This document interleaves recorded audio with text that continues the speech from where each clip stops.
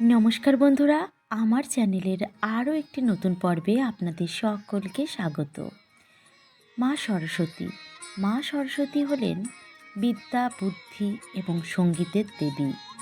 মা সরস্বতী একদিকে যেমন বিদ্যার দেবী, অন্যদিকে কিন্তু মা সরস্বতী বুদ্ধিরও দেবী। আমাদের সকলেরই প্রায় ঘরে ঘরে মা সরস্বতীর আরাধনা করা হয় এই বসন্ত পঞ্চমীর দিন।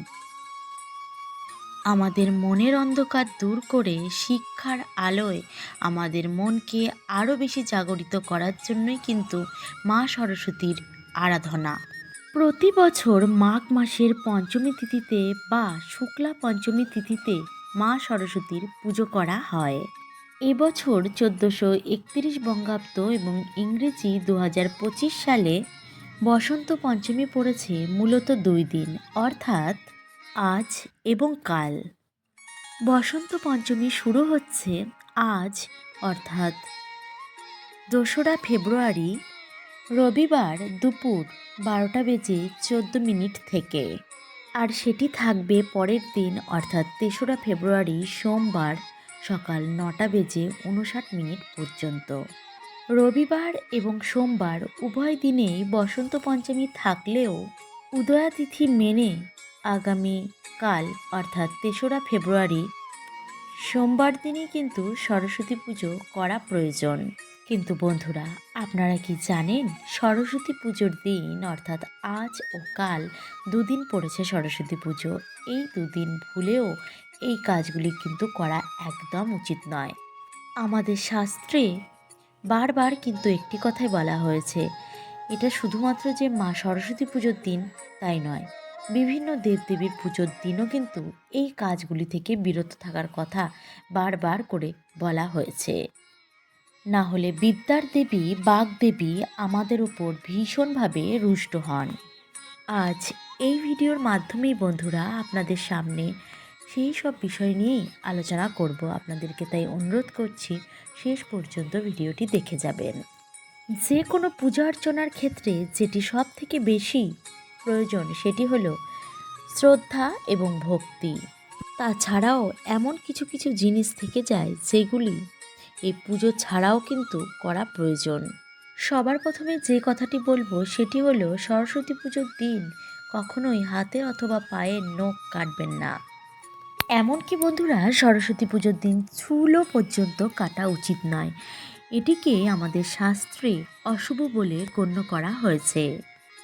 তারপরে সরস্বতী পুজোর দিন কিন্তু সকলকেই বলা হয় যে কোনো ফসল কাটবেন না। এই দিন বাড়িতে থাকা যে কোনো গাছের ওপর কিন্তু কোনো আঘাত করবেন না, মানে গাছের ডাল পর্যন্ত কাটা যাবে না। প্রকৃতিও এই সময় উৎসবের মেজাজে থাকে।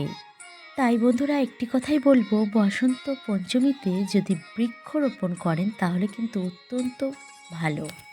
বিশেষ করে যে সমস্ত গাছ লক্ষ্মী গাছ, যেমন ধরুন নারকেল, সুপারি, তুলসী, এই সমস্ত গাছ এই দিন গৃহে লাগালে গৃহের পক্ষে অত্যন্ত শুভ। তাই বন্ধুরা চেষ্টা করুন এই দিন অত্যন্ত একটি এই বৃক্ষগুলোর মধ্যে আপনার বাড়িতে লাগানোর। তৃতীয় যেই জিনিসটির কথা বলবো বন্ধুরা সেটি হলো সরস্বতী পুজোর দিন সেলাইয়ের কাজ না করাই ভালো।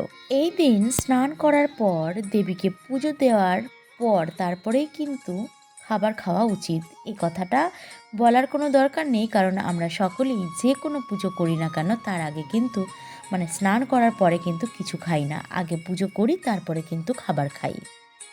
আর এই কাজটি কিন্তু আমরা ছোটোবেলা থেকেই করে আসছি। সাধারণত পুষ্পাঞ্জলি দেওয়ার আগে আমরা কিন্তু কোনো কিছু দাঁতে কাটি না। পুষ্পাঞ্জলি দেওয়ার পর যে বাড়িতে ভাত খাওয়ার রীতিনীতি আছে তারা ভাত খায়, আর না হলে অন্য ফল কিংবা লুচি খেয়েও কিন্তু তারা উপোসের পরে সময়টুকু থেকে যায়। এবারে 4 নাম্বার যে বিষয়টির কথা আপনাদের সামনে বলতে চলেছি সেটি হলো সরস্বতী পুজোর সময় আমরা যে প্রদীপটি প্রজ্বলন করে থাকি সেটি পুজো শুরু হওয়ার সময় থেকে যে আপনারা জ্বালাবেন সেটি যেন না নেভে সেই দিকে কড়া নজর রাখবেন। আর বন্ধুরা এটা তো আমরা সকলেই জানি যে আমাদের শাস্ত্রে প্রত্যেকটি পুজোর সাথে কিন্তু প্রদীপের একটা বড়সড় সম্পর্ক রয়েছে। যে কোনো পুজো হোক তখন কিন্তু প্রদীপ জ্বালাই, একদম পুজোর শেষে কিন্তু প্রদীপ নেভাই। কারণ বন্ধুরা, পুজো চলাকালীন প্রদীপ নিভে যাওয়া এটি কিন্তু অমঙ্গলের একটি চিহ্ন। তবে হ্যাঁ বন্ধুরা, পুজোর পর কিন্তু আপনারা নিজে থেকে সেই প্রদীপটিকে নিভিয়ে দিতে পারেন। তারপর যে কথাটি বলবো সেটি হলো, এই দুদিন মানে সরস্বতী পুজো যে দুদিন পড়েছে, সেই দুদিন কোনো নোংরা আপনার ঘরের কোনায় কোনায় ভালো করে খেয়াল রাখবেন যে কোনো নোংরা আছে কিনা। যদি থাকে অবশ্যই তাকে কিন্তু ভালো করে পরিষ্কার পরিচ্ছন্ন করতে হবে। পরিষ্কার পরিচ্ছন্নতা সুস্থ এবং সূক্ষ্ম জীবনের চাবিকাঠি। ষষ্ঠত যেই কথাটি বলতে চলেছি সেটি কিন্তু একদমই করা উচিত নয়। সরস্বতী পুজোর দিন ভুল করেও একে অন্যের সম্পর্কে কিংবা কারো কারো সম্পর্কে কোনো খারাপ মনোভাব পোষণ করবেন না। মনে করা হয় এই দিন সরস্বতী দেবী আমাদের জিহ্বার মধ্যে অবস্থান করে থাকেন। তাই বন্ধুরা, আপনার বাণী অর্থাৎ আপনার কথার ওপর কিন্তু সম্পূর্ণ চরিত্র আপনার নির্ভর করে থাকে। আপনার রাগকেও কন্ট্রোল করুন, কারণ আপনি রেগে গিয়ে যদি কারো সম্পর্কে কোনো মন্তব্য করেন কিংবা কোনো কিছু বলেন, সেটি যে অন্য লোকের পছন্দ হবে সেটা কিন্তু নাও হতে পারে। এই ধরনের ব্যবহারে দেবী সরস্বতী অত্যন্ত রুষ্ট হয়ে যান। এই দিন হলুদ অথবা সাদা রঙের পোশাক পরার কথা বলা হয়েছে।